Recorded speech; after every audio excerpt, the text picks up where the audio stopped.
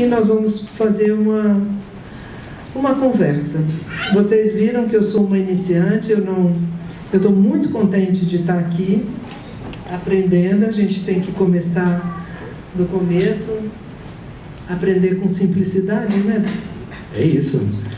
E aprender a simplicidade. Então, a gente queria fazer um papo aqui muito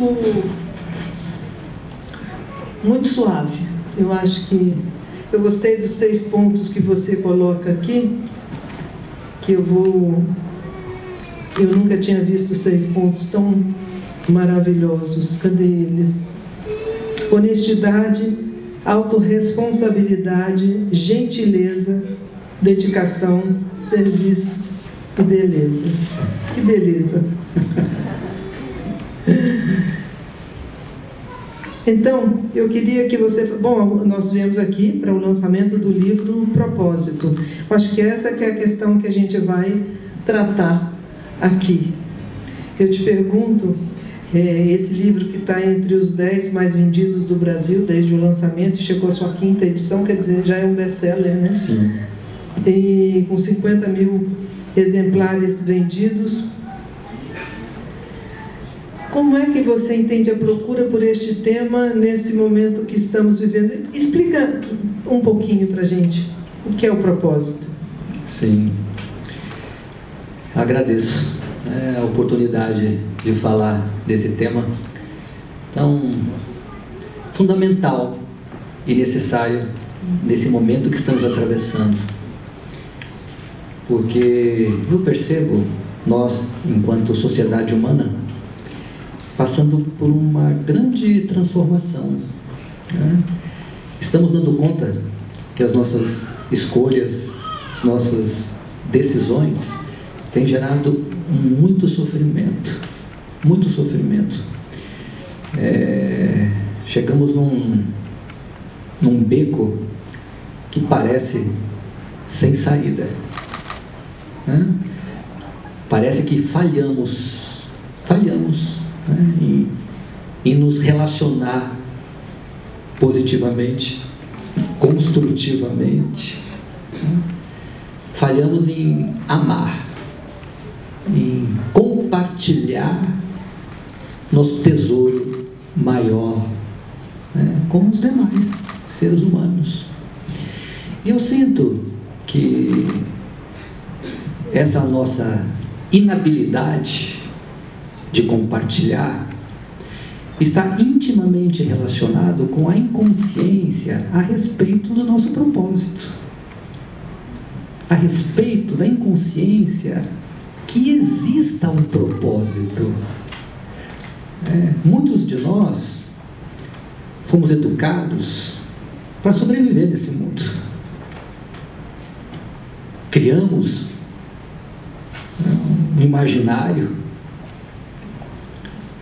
um sistema de crenças que faz com que utilizemos todo o nosso repertório para ganhar dinheiro, para sobreviver, para ter as nossas necessidades básicas atendidas, o que é necessário, né? Mas, inevitavelmente, em algum momento na nossa jornada, a gente passa a questionar: será que eu nasci só para isso mesmo? Será que eu nasci só para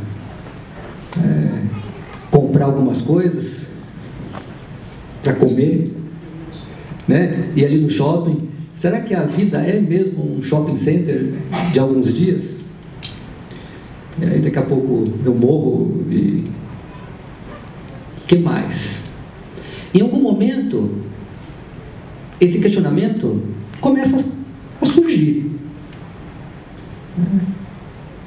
Então, qual que é o sentido da minha vida?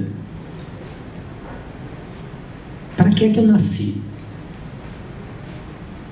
Então, é natural que em algum momento as pessoas comecem a reconhecer os seus talentos, os seus dons. Mas vem a questão: para quê?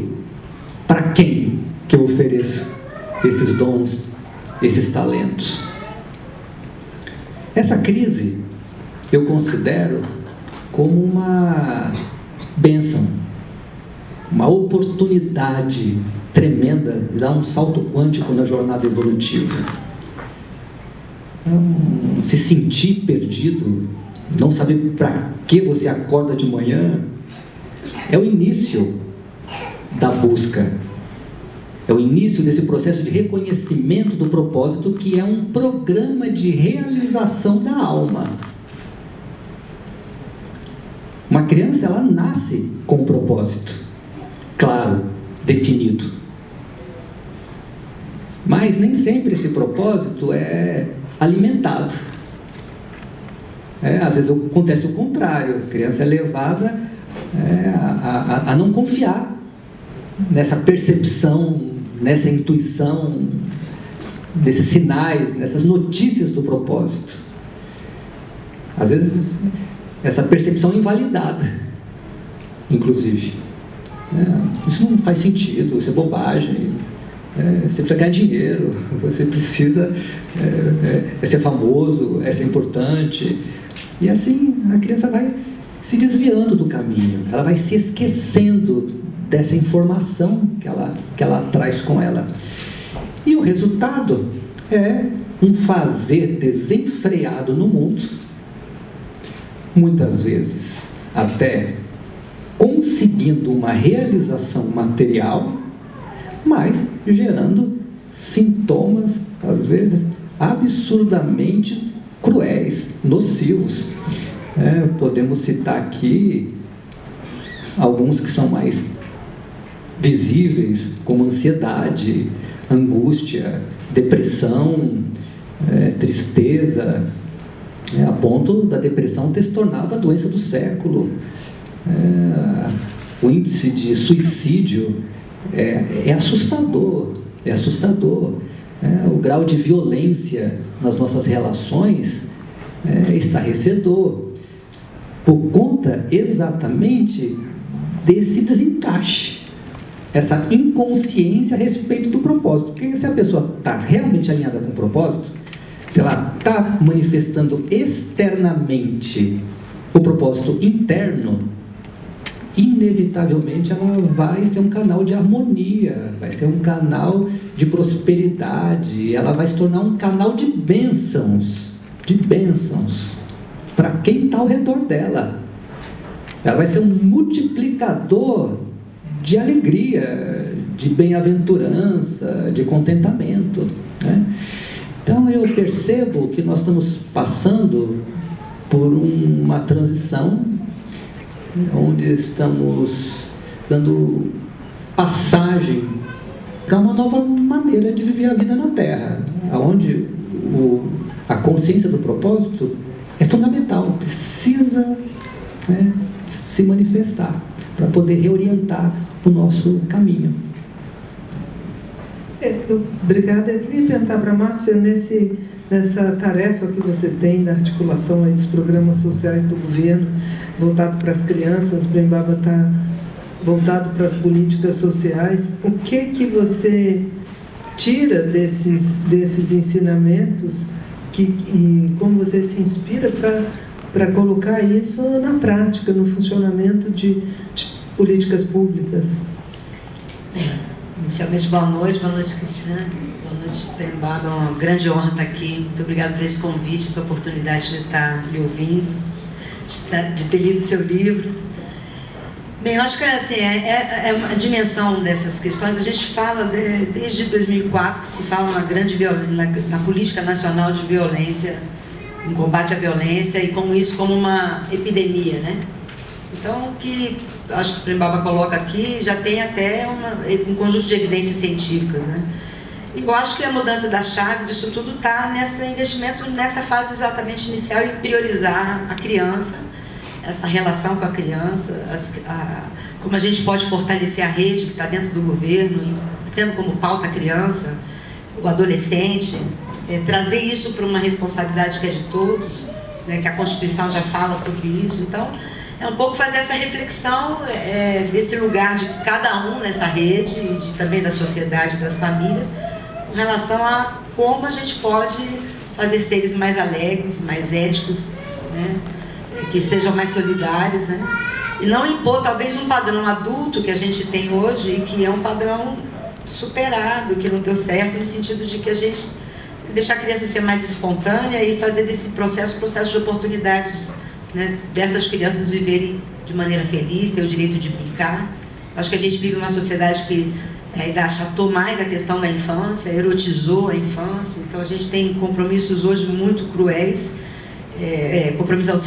uma situação muito cruel que nos leva a ter um compromisso ainda maior, né, diante da realidade, das violências, dos abusos. Então a gente tem feito um trabalho de conectar essa rede, de sentar com as pastas, sentar com o secretário de saúde, junto com o secretário de educação, com a secretaria de segurança, para falar de criança.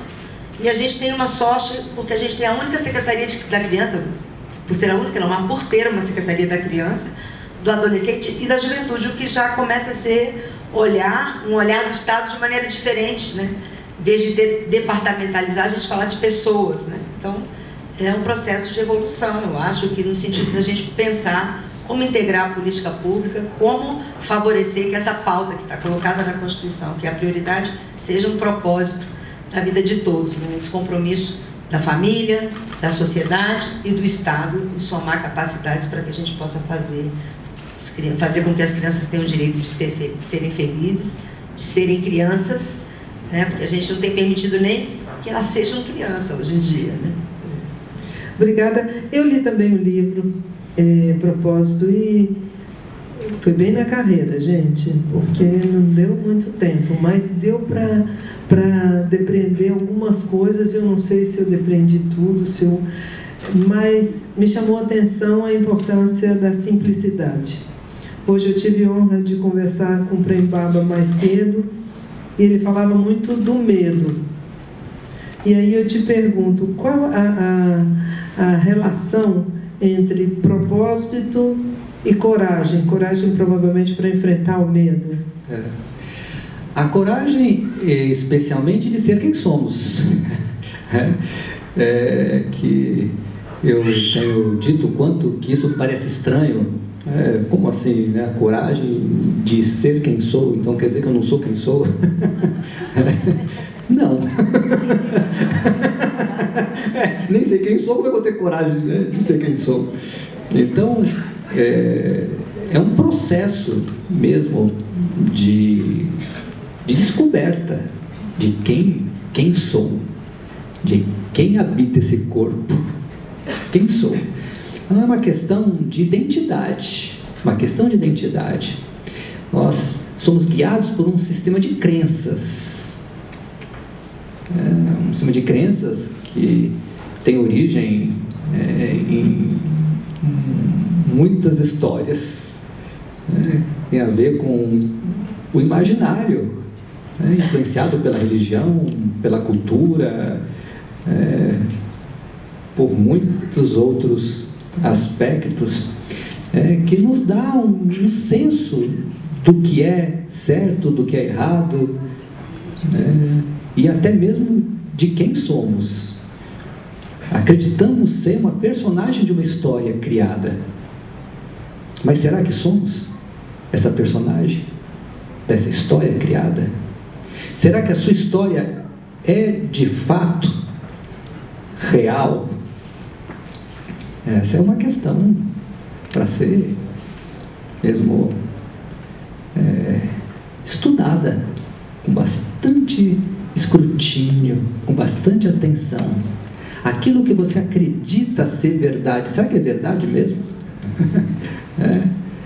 Então, uma pessoa se acredita uma vítima, por exemplo. Será que você é uma vítima mesmo? Uma pessoa se acredita um vilão, um herói dessa história. Será que é mesmo? Será que é verdade mesmo isso?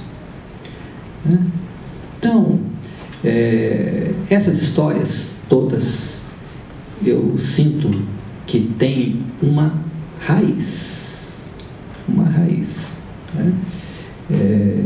Talvez possa ter alguns ramos,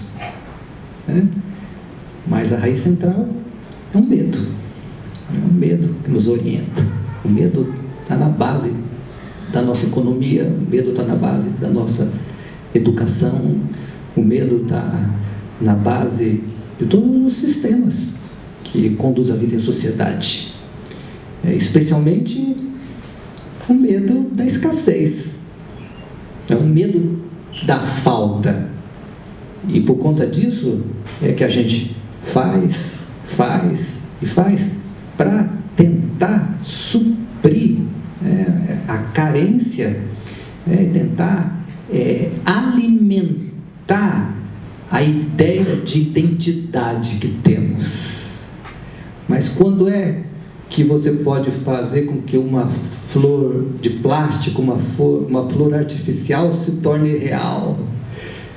Não é possível. Você pode fazer o que você quiser, mas você não consegue fazer com que uma flor de plástico se transforme numa flor de verdade.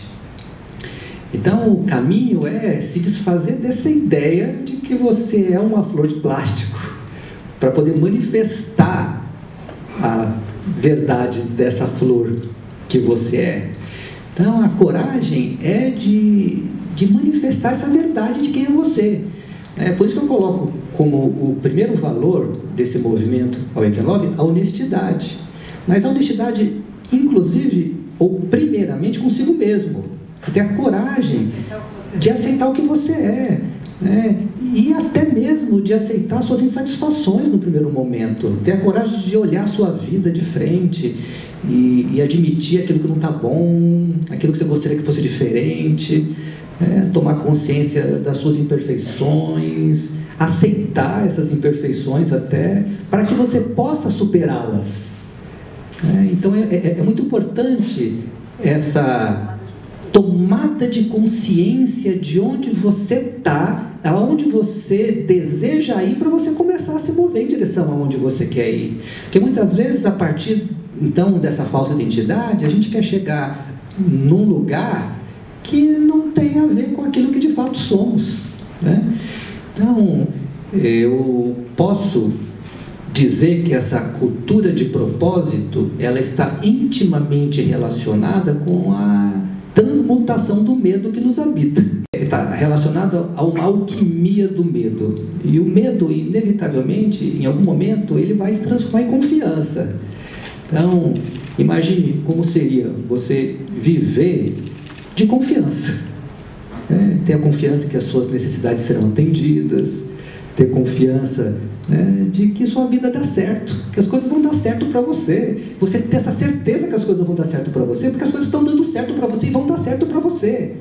Porque você está alinhado com o propósito, está alinhado com o fluxo da vida. Eu sinto que com isso nós vamos poder realmente transformar o sofrimento em alegria, em bem-aventurança. Então, a gente pode falar desse trânsito de diferentes maneiras. Eu estou falando de transitar do egoísmo para o altruísmo, do medo para a confiança, do ódio para o amor. E estou falando também de transitar de um fazer inconsciente, para atender uma necessidade do seu falso eu, para um fazer consciente, que tem lastro no seu propósito interno, tem lastro no seu coração. Então é você poder ter a alegria de acordar de manhã sabendo que você está fazendo aquilo que tem que ser feito mesmo. E esse fazer interno manifestado lá fora, quando o programa interno se revela no mundo, ele se torna realmente uma luz no caminho de muitos, porque você se torna um elo na cadeia de felicidade. A felicidade passa por você para chegar no outro, o amor passa por você para chegar no outro, prosperidade passa por você para chegar no outro, saúde passa por você para chegar no outro. Então você experiencia tudo isso, tudo que é bom, alegre e próspero. É isso que eu chamo, é isso que eu entendo como bênção. Se torna um canal de bênção. A bênção passa por você para chegar no outro. Então sua vida se torna abençoada. E você abençoa quem está ao seu redor, né? Então, perceba que nós estamos falando também de autoconhecimento, né? Então, propósito está intimamente relacionado com autoconhecimento. É impossível separar as coisas, né? Propósito, paz, prosperidade estão intimamente relacionados, né? Cultura de paz, cultura de propósito, cultura de prosperidade. Aí na base está a cultura de união, né? Nós temos que aprender a nos relacionar de uma forma positiva, construtiva. Isso só é possível se nós tivermos a coragem de ser quem de fato somos. Porque enquanto não pudermos ser quem somos, nós vamos nos atrapalhar nas nossas relações. Claro que você vai querer aquilo que você não pode, você vai exigir algo do outro quando não tem para te dar, você vai exigir de você ter algo que você não tem para dar para o outro, e aí a vida se torna uma grande confusão. Obrigada. Márcia e eu ficamos folheando ali o final do livro, onde tem os caminhos, vamos chamar assim. Hã? As chaves, isso, os caminhos, as chaves para você seguir e ter uma vida mais ampla, eu diria. E as coisas são tão simples, né? Muito simples. Esse é um ponto que realmente é importante a gente frisar. É tudo muito simples. Muito simples. Talvez não seja fácil, mas simples é. Mas se você quiser, você faz. Se quiser, você faz. Não posso nem contar para vocês que ela e eu conseguimos cumprir aquele minuto de silêncio, foi demais. Agora, antes de passar para as perguntas, eu acho que vamos ter uma ou duas perguntas. Eu queria te perguntar sobre o amor. Você fala tanto no amor. Como transformar, como tornar os relacionamentos amorosos em relacionamentos construtivos, saudáveis? A gente às vezes tem um amor como uma coisa muito, muito positiva, mas às vezes ele descamba, vamos dizer assim. Eu queria completar a pergunta, que seria um pouco essa relação que você faz tão bem entre essa capacidade desse autoconhecimento, né, conectado à questão da consciência maior, e como isso dialoga, e para a gente poder ter essa dimensão do amor, eu acho que vai acabar. Pois é, essa é a pergunta, né? Essa é a pergunta. Porque amor se tornou uma palavra vazia, desprovida de significado. A gente fala de amor muitas vezes para expressar nada, né? Nada. Eu te amo, não está sentindo nada. Eu amo, Márcia. Eu amo tal coisa, eu amo, na verdade não está sentindo nada, né?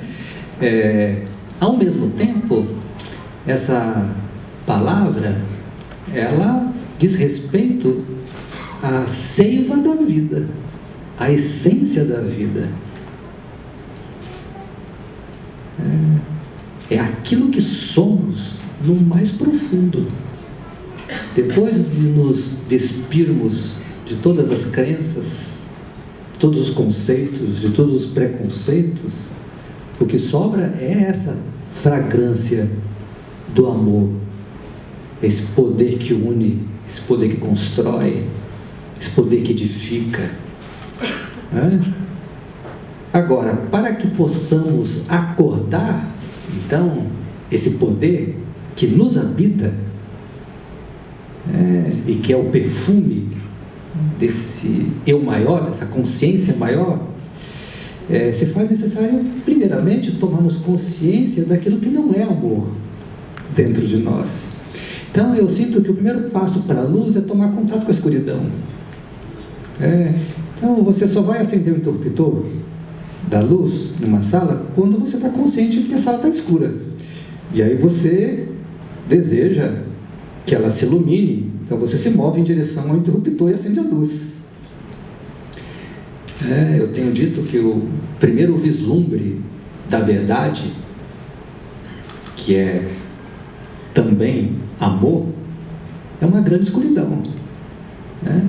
Então, é tomar consciência, inclusive, do quanto que você tem sido canal de desamor, de crueldade, o quanto que você muitas vezes está inconsciente a respeito dessa segunda virtude, ou desse segundo valor que eu mencionei, que é a autorresponsabilidade. Então você não sabe, né, que você está onde você se coloca, e você acabou se perdendo no jogo de acusações, acabou se encantando, né, com a ideia de ser uma vítima e de que existe um culpado pela sua infelicidade. Então eu sinto que essa autorresponsabilidade implica em você tomar consciência de que você está onde você se coloca, e que você tem sido muitas vezes realmente o responsável pelas dificuldades que está vivendo nas suas relações. Então eu tenho usado uma frase, que sempre que você se sente perturbado numa relação, ao invés de olhar para uma montanha de defeitos do outro, você deve olhar para o grão de defeito em você, que está gerando essa perturbação, independentemente do outro estar errado ou não. Às vezes o outro está errado mesmo, o outro está realmente fazendo, né, mau uso das suas habilidades, do seu poder, etc. Mas se você ficou perturbado, se você ficou mal, olha para isso em você que te deixou perturbado, né?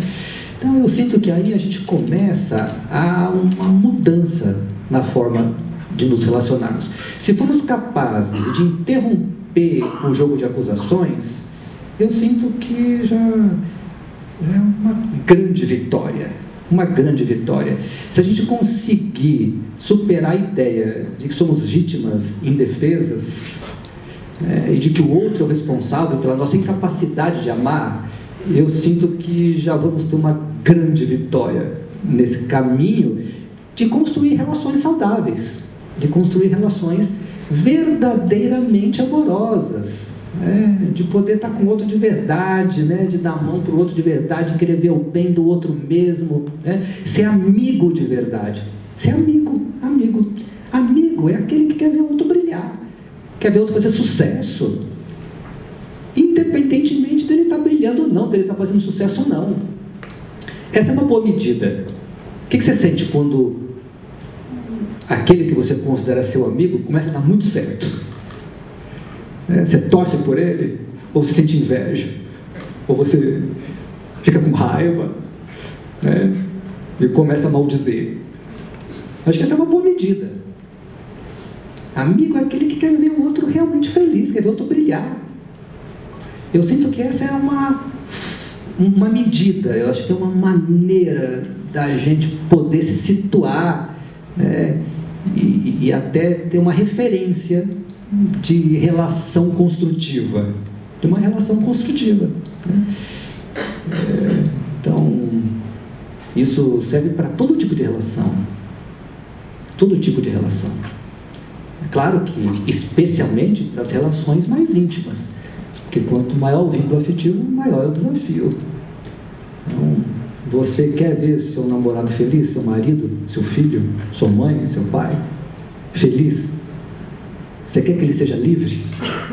Ou você quer que ele seja um escravo seu, para atender suas expectativas, para atender suas necessidades?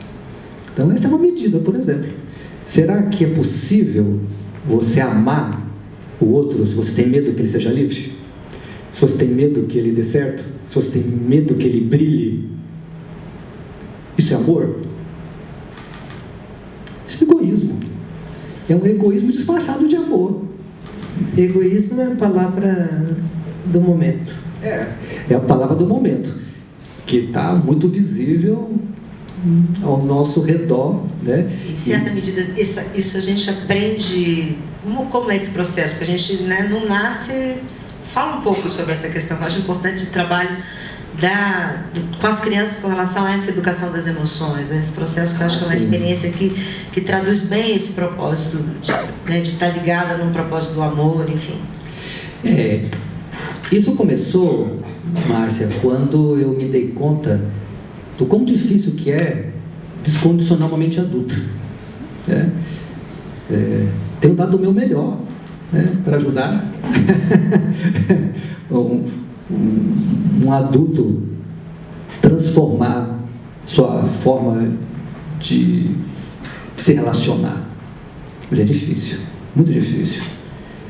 Porque o condicionamento, quando ele é instalado, dá bastante trabalho para mudar. Você mudar o seu sistema de crenças não é tão simples, é muito desafiador. É possível, mas é difícil.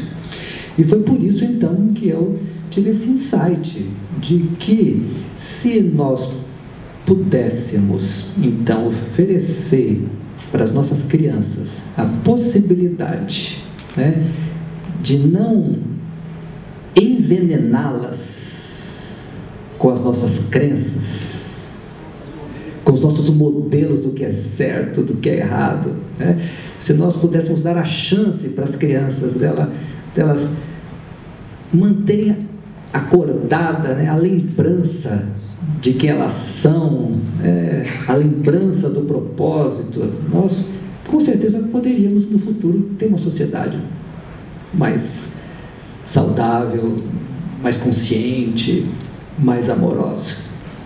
Porque o amor, como eu disse, é a seiva da vida. Ele está ali. O que acontece é que com o tempo a criança vai aprendendo a odiar. Ela vai aprendendo a ter medo, ela vai aprendendo a ser ciumenta, ela vai aprendendo a ser possessiva, ela vai se esquecendo de quem ela é e esse amor vai se escondendo. E como muitas vezes isso é inevitável, porque a criança nasce numa família e a criança aprende através do exemplo, e às vezes os pais não têm realmente condições de manter a chama do amor e do propósito acesa da criança. E a personalidade é formada durante os primeiros anos de vida, especialmente a base é construída nos 7 primeiros anos, mas eu vejo que tem ainda uma segunda chance, que é quando a criança vai para a escola, porque a criança é preparada para viver ali uma passagem, novas oportunidades, é um ritual de passagem, ela vai aberta para receber uma coisa completamente nova, coletiva. Mas infelizmente hoje as nossas escolas são fábricas de vazio, fábricas de angústia, fábricas de solidão. Nossa educação também está permeada por esse medo, está permeada por esse ódio, ela não tem colaborado em nada, E então foi quando eu tive um insight de enriquecer o sistema atual de educação através de um programa, de uma metodologia que possibilite a lembrança. Então, através da meditação, do cultivo do silêncio, através de uma metodologia que possibilite a criança gerenciar a emoção, que possibilite ela lidar com esses conteúdos que normalmente são considerados errados e até pecados. É errado você sentir raiva, é errado você sentir ciúmes, é errado você sentir inveja, mas fazer o que com isso então? O que você faz com isso? Você esconde, você reprime, e aí acabou tendo que usar uma máscara, tendo que fingir ser uma coisa que você não é. Isso aqui é uma das causas desse vazio, dessa angústia que é preenchido de tantas maneiras absurdas. E então criamos esse programa, que chama Programa Florescer, que estamos tentando fazer isso se efetivar nas escolas públicas, porque é onde está a grande maioria das crianças, E hoje estamos dando um upgrade nesse sistema, transformando a metodologia online, para que cada vez mais pessoas possam ter acesso de uma forma simples também. Tudo tem que ser simples hoje e fácil, né? Então, temos aí uma meta bastante ousada de até 2019 formar 1 milhão de educadores dentro desse programa, e que eu chamo de cultura de paz e prosperidade, né? E prosperidade não no sentido de acúmulo, mas no sentido da confiança de ter suas necessidades atendidas. Todo o nosso intento é de erradicar o medo, de acordar a confiança, né? E parece até impossível, né? Porque hoje o medo cresce a cada dia, a violência cresce a cada dia, né? Então a desconfiança cresce a cada dia, mas eu entendo isso como uma depuração, eu entendo isso como uma purificação, mas ao mesmo tempo tem aí uma grande abertura, uma grande possibilidade de um salto, né, na nossa evolução. Eu sinto que tem uma coisa nova chegando. Vou fazer uma pergunta aqui da minha cabeça aqui. Como usar esse mundo conectado, esse mundo instantâneo das celebridades imediatas, da tecnologia, a favor de cada um de nós? É isso, né? Então, esse tem sido um dos meus esforços, né? Porque nós não podemos fingir que isso não existe, né? Muito pelo contrário, eu sinto que nós temos que utilizar essa tecnologia, temos que utilizar isso que está manifestado aí no mundo a favor da cultura de paz. E por isso que eu sinto que o tema do propósito é tão fundamental, porque se as pessoas estão conscientes do propósito, elas vão colocar essa fama, elas vão colocar essas tecnologias todas, essa pressa, até essa pressa mesmo a serviço dessa transformação. Então até usar o próprio veneno como um remédio. Até o veneno como remédio, é o princípio da homeopatia, da vacina, exatamente. Então eu sinto que dentro desse caos pode nascer algo maravilhoso. Vamos ver. O Brasil vai ficar bem vacinado. Bem vacinado. O Brasil tem uma grande chance, né? Há poucos dias eu dei uma palestra, um satsang para políticos, né, em São Paulo, e nesse momento da política realmente é algo bastante desafiador, mas nós estamos colocando luz na sombra, né? Então eu falei, alguém me perguntou, um promotor que estava lá, ele perguntou, como é que você enxerga, né, o futuro do Brasil, diante, né, de tudo isso que nós estamos vivendo hoje? E eu falei, eu enxergo o futuro do Brasil maravilhoso, porque o Brasil tem um grande potencial, ele tem um futuro brilhante, porque eu acredito na nossa capacidade de cura, né? Eu acredito, eu tenho fé na humanidade, eu tenho fé no amor, e é isso que me faz acordar de manhã, é essa fé, né, na humanidade que nos habita, essa fé no amor que nos habita. Eu acredito que nós vamos conseguir, sim, reconhecer os nossos erros, né? Pode não ser hoje, né? Mas nós vamos conseguir reconhecer e seguir adiante, e vamos conseguir transformar tudo isso. Eu estava falando que meu sonho, né, era que os políticos que estão aí envolvidos na Lava Jato, passando por essa situação tão difícil, meu sonho é que eles tivessem uma crise de consciência, né, e falasse a verdade, que reconhecesse seus erros. Seria um processo mais rápido, né? Seria tão mais rápido, mesmo que tivesse que pagar por isso. Claro que tem que pagar, né? Mas ok, eu pago, eu errei, está aqui, né? Errei mesmo, fiz isso, fiz aquilo, né? E ok, esse é o primeiro passo para a cura, para a superação dos desafios. Porque quando você estiver negando, você não tem como sair do lugar. Eu diria que a negação é o principal defeito. Afunda mais, cada vez mais. Quanto mais você nega, mais você afunda. Exatamente isso, né?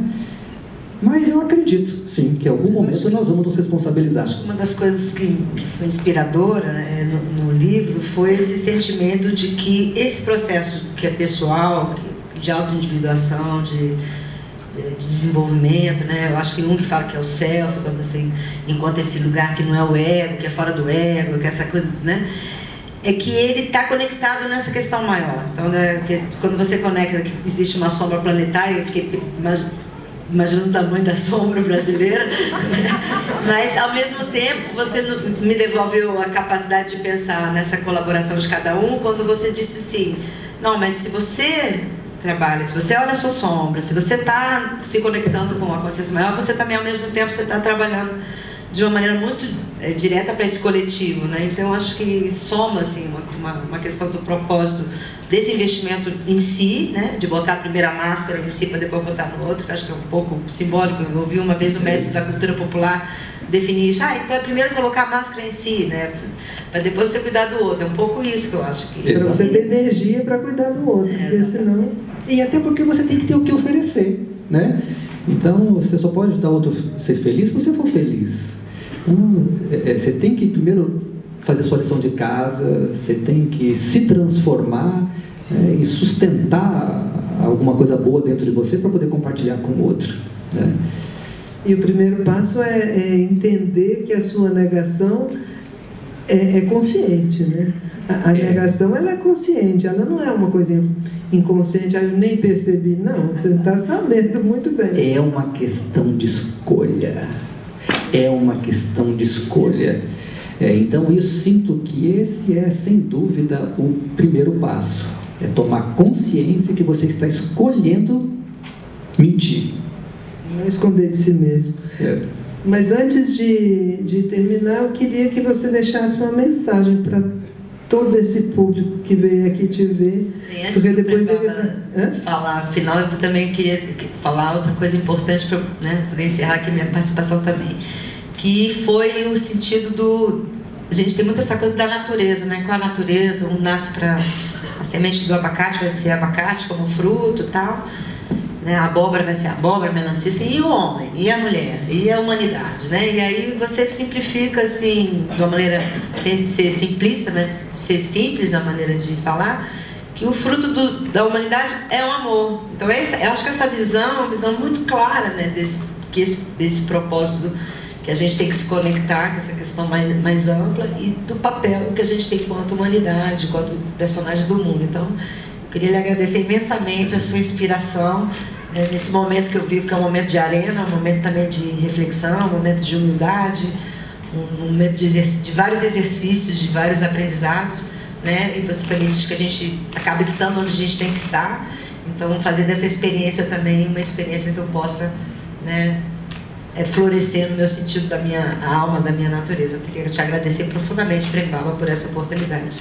Querida Márcia, eu que agradeço, né, de você estar aqui comigo hoje. Cristiana, estou aqui no meio de duas mulheres brilhantes, né, que eu sinto que estão alinhadas com o propósito, né, estão manifestando o propósito,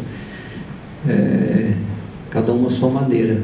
O amor se expressa através de dons e talentos específicos, e com isso realiza muita coisa boa no mundo em prol do bem-estar comum. A Márcia, por exemplo, está aí com vários projetos fabulosos, sociais. Um deles é o Portal do Voluntariado, aqui de Brasília, a Embaixada da Paz, Criança Candanga, várias coisas fabulosas mesmo, né? A Cristiana, como todos já sabem, conhecem, está aí sempre trazendo luz, clareza, né, na nossa consciência política, né, sempre nos ajudando a entender, né, como que as coisas funcionam, né, nos ajudando a decifrar os enigmas. dia que eu conseguir, eu volto. Mas colabora muito, né? Nos ajuda muito a ter essa consciência, né? E vocês, né? Pessoas tão lindas, almas, né? Divinas, que estão realmente empenhadas a acordar o amor, né? Empenhadas em manifestar o propósito, né? No mundo. Muitos já estão fazendo isso, muitos já estão também, né? Vivendo essa maravilhosa experiência que é colocar o amor em movimento, colocar o amor em movimento no mundo, né? Então, que isso possa se espargir, que esse perfume do amor, do propósito, da união possa se espargir para todos os cantos dessa terra, para todos os cantos dessa terra, né? Eu sinto que nós vamos atravessar essa turbulência, né, que estamos passando no mundo, e especialmente aqui no Brasil, né? Eu sei que realmente é um momento difícil, onde muitos estão sofrendo, né, devido a essa falta de propósito. Mas eu sinto que, unindo as nossas forças, nós vamos conseguir atravessar esse momento de turbulência. E tenho fé que o amor vai, em algum momento, reinar,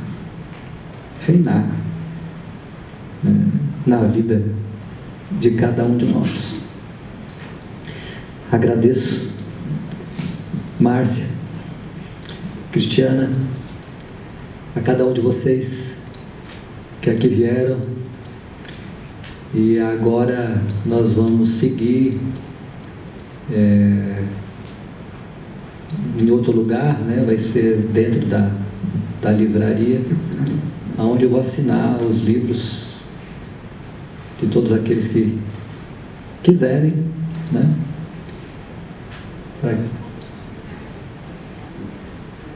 Ah, sim, né? Vamos.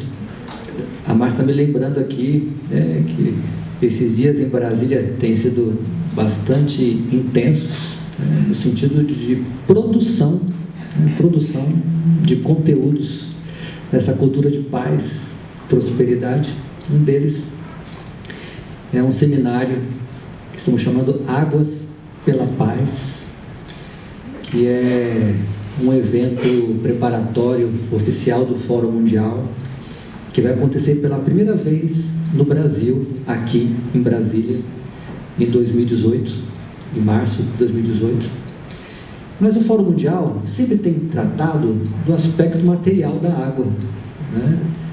Então, a água como um bem de consumo, como uma mercadoria, uso racional e etc.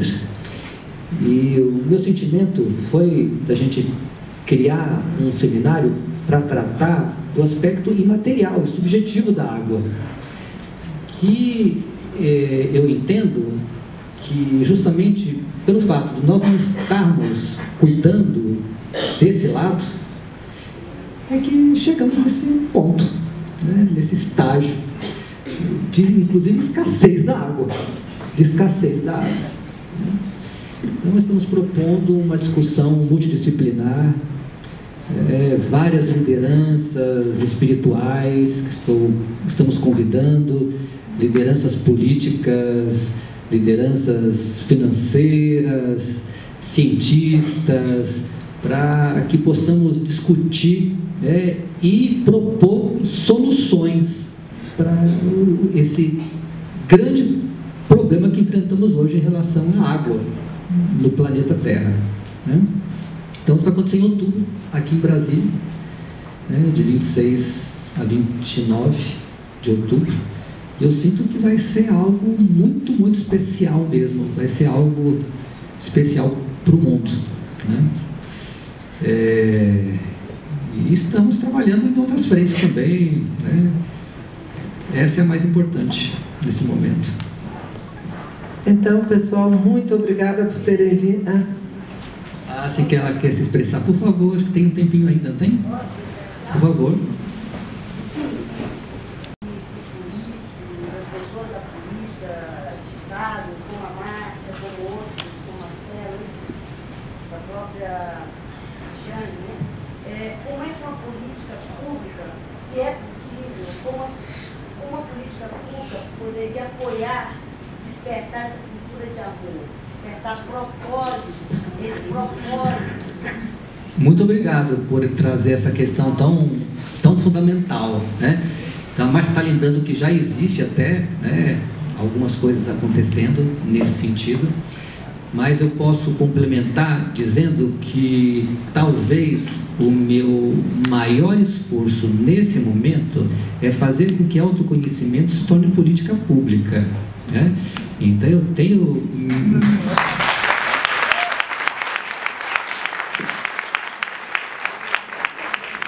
Agradeço. Eu tenho sentado com muitos políticos, com muitas lideranças, sempre com esse único propósito: como é que a gente pode fazer autoconhecimento se tornar política pública? Precisa acontecer, não existe, na minha visão, outro caminho, não tem outro caminho, e esse autoconhecimento precisa acontecer primeiramente para os políticos, para essas lideranças. Eles precisam se conhecer melhor, porque política é um grande poder, e o poder nas mãos de uma criança ferida é algo bem complicado. Uma criança machucada, cheia de ódio, cheia de vingança, cheia de medo, aí isso é perigoso, isso é muito perigoso. Você falou do projeto Florescer, que ele, né, em breve precisa ter 1 milhão de colaboradores, orientadores, não sei, uma palavra certa. Como é que a gente tem acesso a esse projeto? Como é que a gente pode colaborar com esse projeto? Ok. Nesse momento, ainda, o projeto se manifesta presencialmente, né? Então, estamos trabalhando em alguns municípios do Brasil, mas estamos trabalhando para transformar a metodologia na linguagem online. Assim que isso estiver pronto, vai levar alguns meses, nós vamos fazer aí uma grande campanha, né? Talvez abrir aí também o portal do voluntariado para esse tema, e nós vamos usar aí a grande mídia para divulgar isso. Bom, gente, então Prembaba agora vai autografar os livros de vocês ali no foyer aqui da Livraria Cultura.